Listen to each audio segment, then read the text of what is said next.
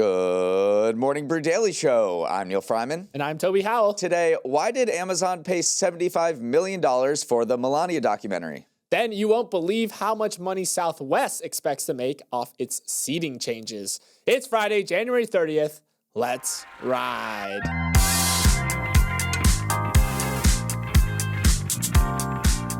Good morning and happy Friday. Major announcement incoming. President Trump said he's going to reveal his pick to become the next Fed chair this morning. And all signs indicate it's going to be Kevin Warsh. Warsh is a former Fed governor who was actually passed over for the job in 2017 by the current Fed chair, Jerome Powell. He's known for his previously hawkish views on inflation, which means he supported higher interest rates, though in recent months he's publicly called for lower rates, likely a key factor in securing Trump's support. If nominated and confirmed, he'll take over for Powell, whose term ends in May. How did the market react to this breaking news? The stocks fell, treasury yields rose, and the dollar also rose. The trades basically reflected speculation that Warsh is going to be a little less enthusiastic to cut rates than maybe other candidates would have been. But as you said, that tune changed of late. So then it leads to some questions about, is he driven by data or is he driven by who's in the presidency? Because if you change your tune after many years of being hawkish on monetary policy to suddenly being dovish and much more amenable to rate cuts, then you're saying, what do you actually stand for, dude?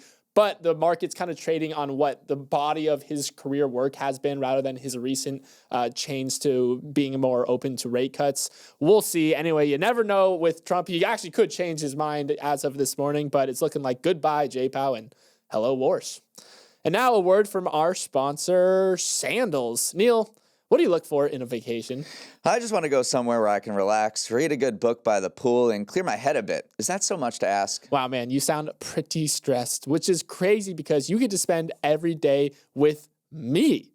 But sounds like you'd also like Sandals Resorts. Get away from it all at the Caribbean's best beaches, powdered white sand and turquoise waters, and not a worry on your mind. Sandals Adult-Only Resorts lets you explore Sandals Adult-Only Resorts lets you explore the Caribbean's most beautiful islands like Barbados, Jamaica, St. Lucia, and more. There is no better place to experience the Caribbean than at resorts founded by a family from the Caribbean. The Winter Blue Sale is now on, so visit sandals.com for the best all-inclusive value in the Caribbean. That's sandals.com. Apple still hasn't figured out its AI strategy, but you know what's better than AI?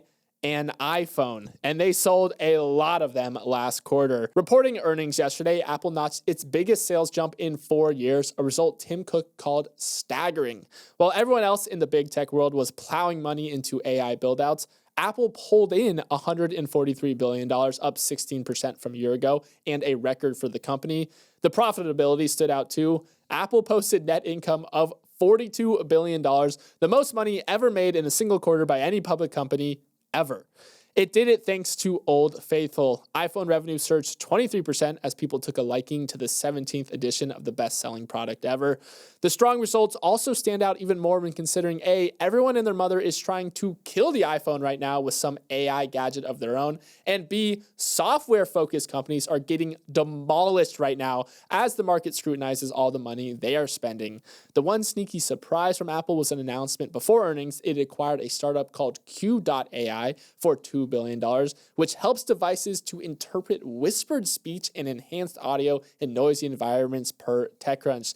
Neal, Apple's earnings feel a lot different than the rest of the big tech world. Tim Cook just bought himself a lot of time. We know that Apple's transition to AI or its investments in AI have not gone as well as the rest of the industry. Siri is still a debacle. And so the pressure was on Tim Cook to deliver a very solid quarter, and he did. So now Apple has a lot of money and a lot of resources thanks to this booming iPhone sales to throw at AI, and they can do it over a longer time horizon than maybe investors initially wanted. What stood out to me actually was that product revenue growth outpaced service revenue growth. And that's very interesting because a lot of growth for Apple in the recent years has come from just squeezing more money from its existing user base by selling them services like Apple Health or Apple Music. But product growth came in at 16% year over year, and service revenue expanded about 14%, which shows that Apple is still selling people products and gadgets and hardware that they actually want. Yeah, Mark Gurman, who covers Apple for Bloomberg, put it well. He said, the iPhone absolutely crushed it. The new designs worked, the new colors worked, but then he also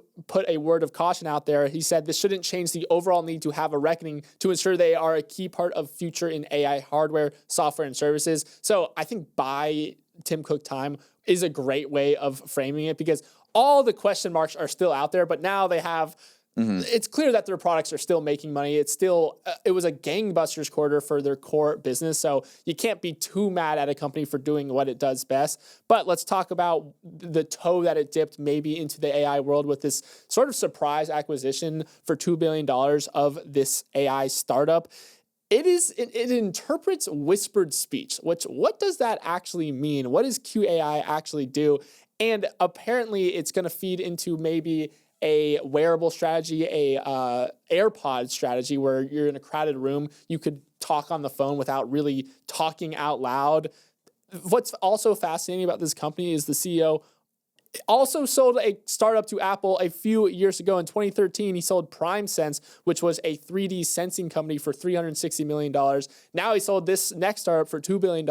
Apple, just hire the dude. You could have saved a lot of money and a lot of heartache over the years. All right, so with Apple, that sort of rounds out the big tech earnings of the week. I would say Meta was the big winner. Their stock jumped 10% because their ad business is absolutely crushing it, and investors didn't really care about how much they're spending on AI. The biggest loser was clearly Microsoft. Microsoft shares were down about 10% yesterday.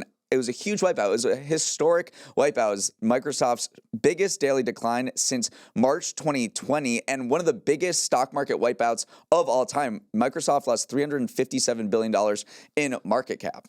And it's not just Microsoft, it's just the entire software industry as a whole. 73% of public software companies fell yesterday. Atlassian, it fell 12.2%. It's in its biggest drawdown ever. ServiceNow also fell 12%.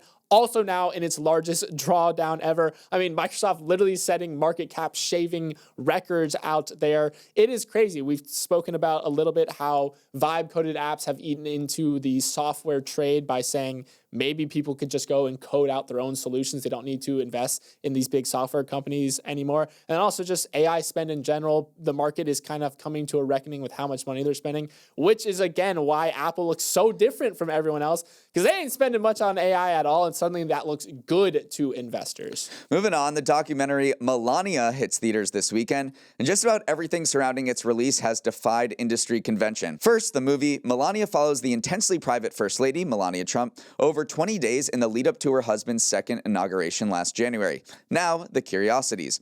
Amazon paid $40 million to Melania's production company to secure the rights, which is basically unheard of for a documentary. In fact, it's the most Amazon has ever paid to secure the distribution of a single film. Then came a Super Bowl-sized marketing campaign. Amazon has thrown $35 million behind promoting the film, buying pricey NFL playoff commercials, and taking over the Sphere in Las Vegas. A marketing budget of $35 million is roughly 10 times what other high-profile documentaries typically receive, according to the New York Times. Finally, the film will enjoy a wide release, coming to 3,300 theaters worldwide. The vast majority of documentaries do not get a release remotely close to this scale. Given how detached this all appears from market reality, critics are accusing Amazon of buying and lavishly marketing Melania as essentially a bribe to ingratiate themselves to the White House. Toby, how much money is this movie actually going to make? I mean, it's expected to make $2 to $5 million in its opening weekend, which is not a lot of money, but I guess it's a lot of money for a documentary. Amazon is trying to say that this is not obviously a B word. It is something that they bought because they think customers are going to love it. That, I guess, remains to be seen. Where this is a big departure from tradition, though, is that first ladies typically do not do this while they are still in the White House. That's not to say that after leaving the White House, they don't try to, monetize their stories in a way. Often that comes in the form of a book. I mean, Michelle Obama wrote Becoming. Hillary Clinton also has written multiple memoirs. If you even go back to Eleanor Roosevelt, she sold her autobiography rights in 1937 for $2 million today. That faced a lot of criticism at that time. So this is almost something that has happened before, but never on this scale, never during an active presidency. And it's kind of throwing into question, like, what is the First Lady allowed to do? What should they do? What is the role of the First Lady in modern society? All those questions are being brought up because Amazon is just spending so much money on this thing. And Melania herself is pocketing $30 million from Amazon's purchase of the rights. There's another angle here, which is who is directing the movie, and his name is Brett Ratner. He is best known for the Rush Hour trilogy, but back in 2017, he was accused of sexual misconduct by multiple women and was essentially canceled. Melania is his first feature film in 12 years, and it's not going to be his last because remember how Trump actually pushed David Ellison at Paramount to make a Rush Hour 4? Well, Ratner is going to come back and direct that as well. Yeah, there's a reason why Ratner just suddenly became thrust into the public eye, and it really is this documentary. But then there's also some critique. Is this even a documentary at all if the subject of the film has producer credits, if they have editorial input, like then does it just become myth making? That is some of the criticism that most movie critics in general have shown. But a lot of documentarians are going like, this just doesn't happen for our industry. It is really hard to make money, even with the biggest documentaries ever released. And now Melania is just completely bucking the trend because they never get these widespread theatrical releases. Yeah, so only 5 documentaries have ever made at least $75 million in North America. That's how much Amazon is paying for this. Those documentaries are Fahrenheit 9/11, which was in 2004, which is by Michael Moore. March of the Penguins, an absolute classic. Whoa. Michael, and then to come 3 music ones. Michael Jackson's This Is It, which I love that movie. Justin Bieber, Never Say Never, which I love that movie. And finally, Hannah Montana and Miley Cyrus, Best of Both Worlds concert, which I love that movie. I've seen the last 2 only. I haven't even seen March of the Penguins. Come on, Toby. You got to watch better documentaries. Moving on. So you may hate that Southwest got rid of its open seating and free checked bags, but man, do investors love it. Shares jumped the most since 1978 on Wednesday, surging 19% after execs painted a rosy picture of what life will look like under their new strategy. While other airlines like Delta lean heavily on premium seats to drive profits, Southwest's egalitarian seating strategy meant it was missing out. Delta raked in nearly $4 billion in profit last year, Southwest just $512 million. But here's the wild part. For 2026, the carrier expects earnings to quadruple. CEO Bob Jordan said in an interview the changes move Southwest from kind of mid-pack in terms of profit margins to top of the industry margins. Neal, for a long time, Southwest hung its hat on a no-frills flying model. Now it's looking a lot frillier and a lot more competitive because of it. When anything happens in the airline industry, any airline changes its strategy, I always go to Gary Leff, who writes this blog, View from the Wing. He is an airline industry expert who a lot of people look to for insights. He's not convinced about Southwest's turnaround. He wrote, "You would not expect a strategy of taking the most financially successful airline in history, which is Southwest. It had always turned a profit until COVID every single year for over 50 years, discarding everything unique about their business model and copying financial laggards, JetBlue and American, but worse because they lack ACC power, seatback entertainment, functional Wi-Fi, first-class lounges, and ovens for hot meals on board to a recipe for success." So he is not buying what Jordan, the CEO of Southwest, is putting down by making these incremental changes that don't actually address what customers actually want to see in their airline. Well, CEO Bob Jordan is framing it in this way. He's emphasizing choice, saying that customers can buy the product that they want, which feels ironic because the earlier model also emphasized choice, like you could have free reign over where you were seating. So that's one of the talking points that they're doing. And then the other thing that executives are kind of saying is that maybe customers don't care about all those things that Leff just mentioned, because service quality and on-time arrivals are probably the 2 things that customers care about the most. So maybe we don't need seatback outlets. Maybe you don't need in-screen entertainment. They just want their planes on time, and they just want it to be a quality experience overall. So Southwest had the lowest cancellation rate of any major U.S. airline last year. Maybe it'll just hang its hat on that. I think that doesn't vie with reality, because the only two airlines that are doing well right now and have separated themselves from the pack are Delta and United, and they have all those things, all those features: seatback entertainment, Wi-Fi, lounges. They're the only 2 airlines that are actually making a lot of money right now, and Southwest is not exactly investing in those. Actually, the CEO did say that they were thinking about doing lounges. Southwest Lounge, does that I don't know. Lounge. I never go to lounges in general. You're the lounge guy. So I think this is very funny, though. Like, we talked about Southwest ending open seating earlier this week, and I was very against it. You were like, I kind of liked I like assigned seating. Now we've fully flipped on it after reading a little bit more about it. All right, we're going to take a quick break and come back with our Stock of the Week, Dog of the Week right after this. Let's head to Stock of the Week, Dog of the Week, the segment where Toby and I pick one stock that's going to complete dry January and another that had no discipline. I won the pre-show Math Olympiad, so I get to go first. And my stock of the week is Zoom, not because people are video chatting more, but because it made a remarkably timely bet on an AI giant. Zoom stock popped 18% this week after analysts at Baird announced a discovery. Back in 2023, Zoom's venture arm invested in Anthropic, the maker of the Claude chatbot, that's now valued at $350 billion. Zoom most likely sunk in about $50 million in Anthropic back then, meaning it could see a return of about 78 times its initial outlay. Baird estimated that Zoom's current Anthropic stake could be worth between $2 billion and $4 billion, and the biggest payoff is yet to come. The analyst wrote, Zoom is literally invested in Anthropic's Claude success, and as Anthropic IPO rumors accelerate, the investment could become even more meaningful.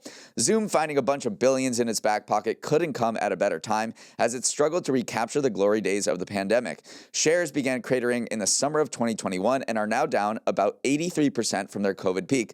Toby, this is like betting on the Patriots to reach the Super Bowl back in August. It's never actually a good sign if the biggest thing that makes your stock pop is the fact that you invested in another company, but I think Zoom will take any W that they can at this point. Others do have access to the golden goose of Anthropic, though.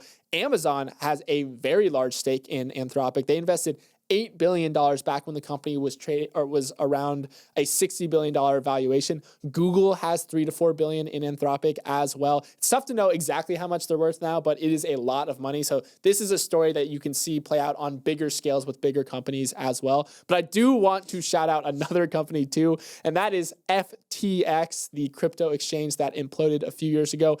It bought an 8% stake in Anthropic in an early round where it was valued at $500 million. So it had the earliest investment of all of them. It eventually sold that stake during bankruptcy proceedings for $884 million. Pretty good return. But if this next round of funding goes through and it values it at $350 billion, that investment alone would have been worth $28 billion. It would have been plenty to make all creditors whole. So FTX, low-key, the best Anthropic investor of Redemption them all. for Sam Bankman-Fried. Can we talk about how insane this IPO slate is going to be this year? Not only is SpaceX planning to go public in the biggest IPO of all time, Anthropic is going to go public as well, or wants to, and it's currently valued at $350 billion. Usually that's going to rise ahead of the IPO. So we're seeing like $500, $600 billion IPO. And then also the Wall Street Journal reported last night that OpenAI is laying the groundwork for a public listing later this year in Q4. It wants to be Anthropic to the public market. So potentially we could see SpaceX, OpenAI, and Anthropic all go public this year. The hottest club in New York City is going to be the stock exchange. My dog of the week is the whole damn US dollar because it just hit a 4-year low. It spent all week falling compared to a basket of other currencies, bringing its total slide this year to nearly 10%. What does a weaker dollar actually mean? Well, it depends. If you're an importer of global goods, tough luck, it makes things more expensive. If you're an exporter, though, suddenly your doodads and trinkets are more competitive compared to your global peers. Most likely, though, you're not an importer or an exporter at all, but you are a traveler. A weaker dollar raises the cost of your overseas trips, from hotels to flights to the doodads and trinkets that you buy abroad. Now, don't get me wrong, the US dollar is still strong historically speaking. It's also still the world's so-called reserve currency, but cracks are forming due to a combination of Trump's trade war threats, overseas markets getting their swagger back, and the greenback behaving more like a risky currency than ever before. Neal, with the dollar looking this bad, I'll take any extra ones you have lying around off your hands. All right, hit me with the Venmo request, and I'll consider it. The show contains multitudes. We just talked about Zoom making money from an Anthropic stake, and now we're talking about the collapse of the American-led world order, because that's what this is. The dollar strength is tied to American exceptionalism, and when foreign investors are putting money in the United States, and the United States economic growth is going faster than the rest of the world, that's when you see the dollar rise, and it is actually in free fall right now. And that was only propelled by comments from President Trump this week. When asked about the falling dollar, he didn't seem to care at all. He said, no, I think it's great. I think the value of the dollar, look at the business we're doing. The dollar is doing great. That led to another big slide in the dollar after those comments. Treasury Secretary Scott Bessent the next day tried to clean that up a little bit with a little bit of a walk back. He said the U.S. always has a strong dollar policy, trying to emphasize to Wall Street and investors that the U.S. still believes that a strong dollar is in its best interest. And we're not saying that the dollar is in a full-on collapse right now, but I'm going to steal a metaphor from an op-ed written in the Financial Times that said, like termites eating away at a house's woodwork, Trump's dysfunctional policies are eating away at its support and rendering the U.S. currency acutely vulnerable to future shocks. So basically no imminent collapse, but steadily hollowing out of the structure.